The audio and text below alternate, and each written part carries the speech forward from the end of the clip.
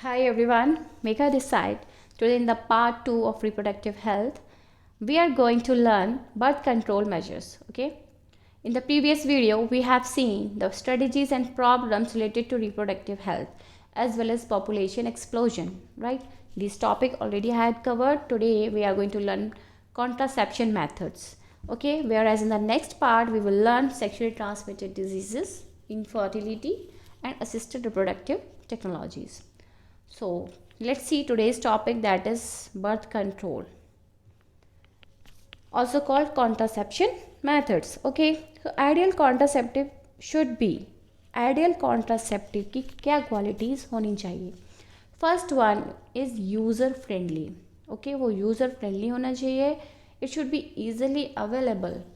हमें वो easily available होना चाहिए. ऐसा नहीं हो उसके लिए हमें बहुत दूर जाना पड़ रहा है या वो हमें आसपास कहीं मिल नहीं रही है. Okay, then it should be effective. Effective होना बहुत ज़रूरी है. ऐसा नहीं है यूज़ भी हो रहे हैं फिर भी प्रेगनेंसी हो गई. It should be reversible with no or least side effects. Least side effects थोड़े बहुत होते हैं, जैसे कि मेंस्ट्रुअल साइकिल में इरेगुलरिटीज़ होती हैं, nausea, vomiting. These are some of the least side effects of contraceptives. Okay, then it should not interfere with the sexual desire of the user, isn't it? तो ये जो क्वालिटीज़ हैं ये आपको याद करनी है. It should B user friendly, easily available, affective, reversible with no early side effects and not interfering with the sexual desire of the partner. Getting my point, isn't it? चलिए let's move on to the methods to control birth. First is temporary methods. Temporary methods में आते हैं natural methods, barrier methods, oral contraceptives, injection and implants. ठीक है, ये जो 4 methods हैं ये टेम्पररी मेथड्स हैं. Natural, barrier, oral and injection and implants. whereas surgical methods involve tubectomy and vasectomy. These are the permanent methods. Then MTP, the full form is medical termination of pregnancy. ठीक है, चलिए तो पहला method, temporary method का पहला method natural method देखते हैं क्या है. Natural method, first one is safe period, also called periodic abstinence. Okay, periodic abstinence. In this method, the couple should avoid intercourse from 10th to 17th day of the menstrual cycle. Okay, this period is the fertile period.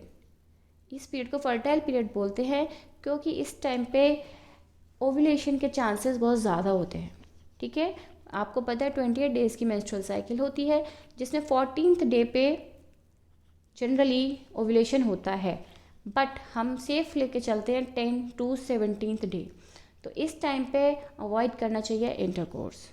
Okay, second method is coitus interrupts, also called withdrawal methods. ठीक है, withdraw कर लेना, कुछ चीज़ बाहर निकाल लेना. तो इसमें क्या होता है, withdrawal of penis from the vagina before ejaculation. Semen के इजैक्यूलेशन से पहले अगर पेनिस बाहर निकाल ली जाती है तो फर्टिलाइजेशन नहीं होगा. ओके, सीमेन जब अंदर नहीं गया तो फर्टिलाइजेशन नहीं होगा, राइट. तो this is the coitus interrupts, also called withdrawal methods. Third natural method is lactational amenorrhoea. Amenorrhoea means absence of menstruation. जब पार्ट्यूरेशन होता है means when the baby is delivered, baby delivery हो गई है, उस टाइम पे जब mother is feeding the baby, okay, breast feeding is going on, at that time prolactin hormone is at peak, जिसकी वजह से LH और FSH की जो लेवल है वो कम होती है और इसकी वजह से ओव्यूलेशन नहीं होता. मेंस्ट्रुएशन नहीं होता. ठीक है, तो this is the safest period during the period of intense lactation. उस टाइम पे ओव्यूलेशन और मेंस्ट्रुएशन नहीं होगा, इसीलिए ये सेफ पीरियड होता है. लेकिन कब तक सेफ है ये, it is safe up to 6 month after parturition. 6 month तक सेफ है. ठीक है, तो ये नेचुरल मेथड है, इनका कोई साइड इफ़ेक्ट्स नहीं होगा. ओके, कोई हम बाहर की कोई पिल्स वगैरह यूज़ नहीं कर रहे हैं तो कोई साइड इफ़ेक्ट्स नहीं होगा, बट इनका फेलियर चांसेस बहुत होता है. ठीक है, with no side effects but chances of failure are more. Getting my point. तो पहला क्लियर हो गया, टेम्पररी में नेचुरल मेथड्स क्लियर है. अब देखते हैं बैरियर में. बैरियर आप जानते हो किसी चीज़ से हम रोक दें, बैरियर कर मतलब कोई रुकावट का काम कर रहा है, ठीक है। यहाँ पे जो बैरियर है उसमें जनरली मैकेनिकल मीन्स में हम देखें तो कॉन्डम सबसे इम्पॉर्टेंट हैं। आपने सुना होगा निरोध, बहुत ही पॉपुलर ब्रांड है निरोध कॉन्डम की, ओके, मेल कॉन्डम। तो it is available for male and female both. Condoms they are made of rubber और लेटेक्स शीट के बने होते हैं। In the male it is use to cover the penis, whereas in the female it is use to cover the vagina. तो इससे क्या होगा, sperm और ओवम की मीटिंग नहीं होगी, they will not meet physically, okay, क्योंकि यहाँ पे बैरियर है, कोई रोक रहा है कोई चीज़। अब in females diaphragm, cervical caps and vaults ये भी यूज़ किए जाते हैं। Let's see the image of the cervical cap. So this is a cervical cap which is inserted in the female over the cervix. Cervix के ऊपर इसे fit कर दिया गया है। And you can see here some spermicide is used. Spermicides क्या होते हैं, ये केमिकल्स होते हैं in the form of tablets, jellies, पेस्टेज and creams, ठीक है। यहाँ पे ये क्रीम्स वगैरह के फॉर्म में होते हैं, उनको लगा दिया जाता है सर्वाइकल कैप्स के ऊपर। तो इससे क्या होता है, एफिशिएंसी बढ़ जाती है कॉन्ट्रासेप्शन की, okay, isn't it. So mechanical means में क्लियर है, कॉन्डम क्लियर है, diaphragm, cervical caps and vaults they are made of what, rubber या फिर लेटेक्स शीट के बने होते हैं।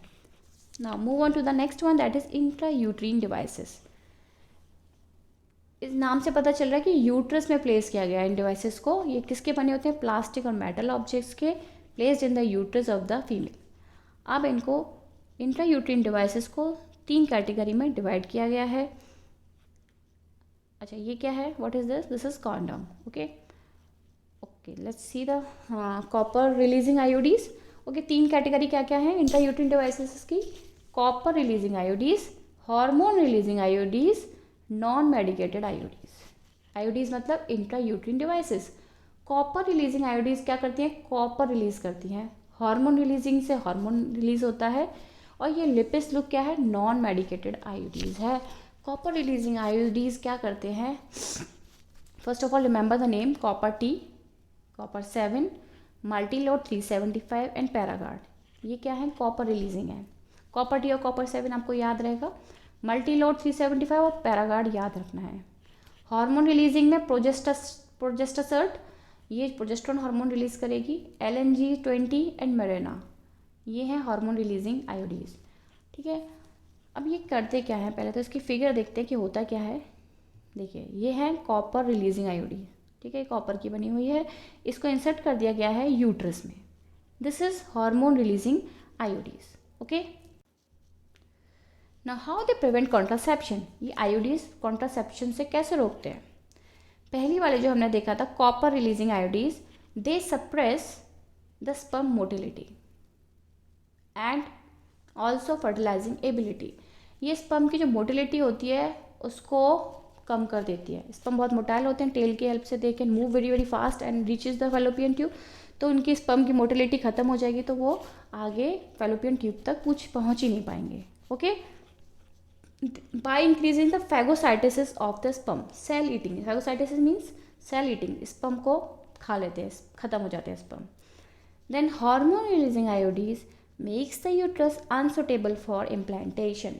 जो प्रोजेस्टासार्ट थी वो क्या करती है, यूट्रस को अनसुटेबल कर देती है, उसमें इम्प्लांटेशन अब नहीं हो सकता। So this is how IUDs prevent contraception, okay. So we have seen the various methods also and natural methods, okay. Barrier method में आपने देखा कॉन्डम जो होते हैं, अच्छा ये कॉन्डम जो होते हैं they also protect from STDs, sexually transmitted diseases, okay. Sexually transmitted diseases से भी ये बचाते हैं, इसलिए ये बहुत ज़्यादा यूज़ में है आजकल। Now move on to the next, that is oral contraceptive method, also called oral pills, ठीक है। इसमें ओरल पिल्स यूज़ होती हैं। ओरल पिल्स जो होती है वो किसकी बनी होती हैं, दे आर में द प्रिपरेशन ऑफ हार्मोन्स, ठीक है, हार्मोन्स की बनी होती है, या तो प्रोजेस्टेरोन की और प्रोजेस्टेरोन एस्ट्रोजन कॉम्बिनेशन, ठीक है, या तो केवल प्रोजेस्टेरोन की होंगी या कॉम्बिनेशन की होंगी प्रोजेस्टेरोन और एस्ट्रोजन के। So they are use in the form of pills, they are specially use by mainly use by females.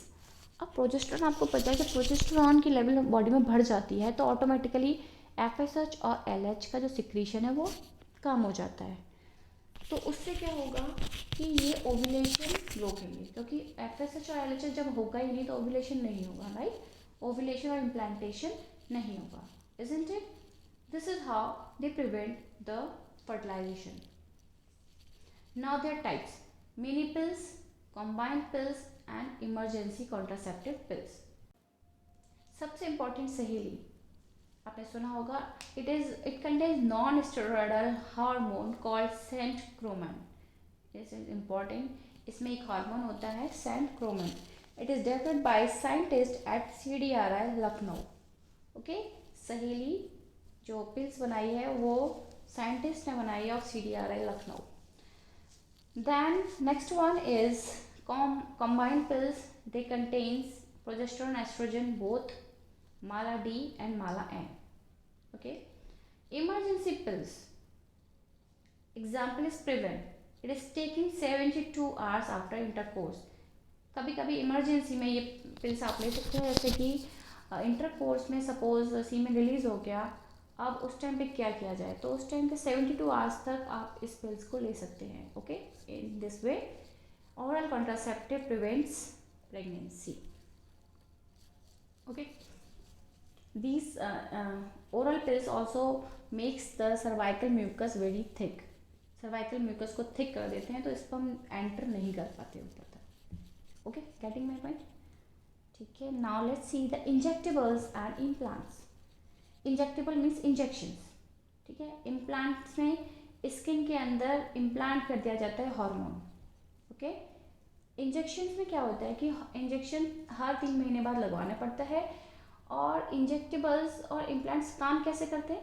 They are working similar to the pills, क्योंकि इसमें हार्मोन ही है, या तो प्रोजेस्टेरोन है या प्रोजेस्टेरोन एस्ट्रोजन का कॉम्बिनेशन है.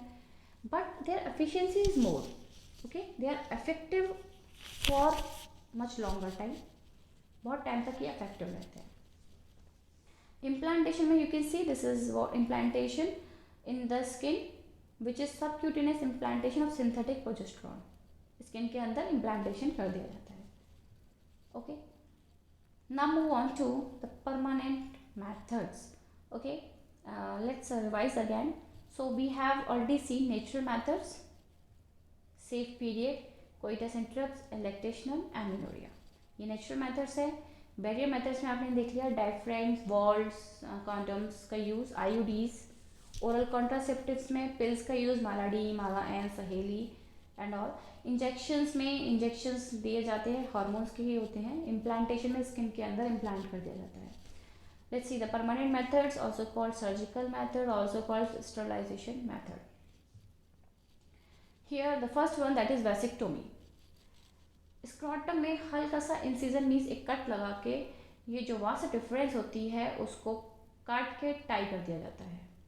ठीक है. वेसिक्टोमी कैसे याद रहेगी? क्योंकि वास से आपको वैसिक याद रहेगा. वास और डिफरेंस को कट करके टाई कर देते हैं. ओके. ट्यूबेक्टोमी में फैलोपियन ट्यूब को कट करके टाई किया जाता है.